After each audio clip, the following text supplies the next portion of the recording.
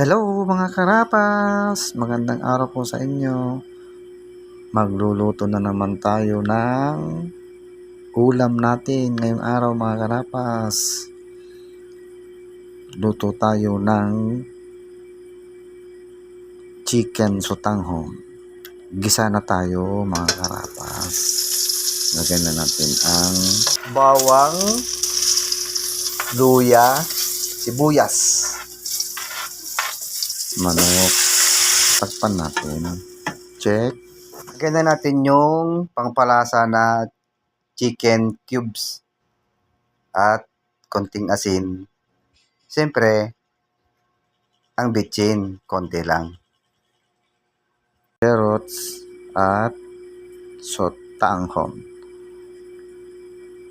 Next, lagay na ang gulay at yung leeks or dahon ng sibuyas. Mga karapas.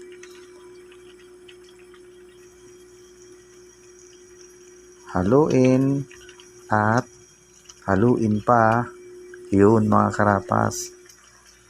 Luto na ang ating chicken sotanghon. Kaya ano pang iniintay? Kainan na!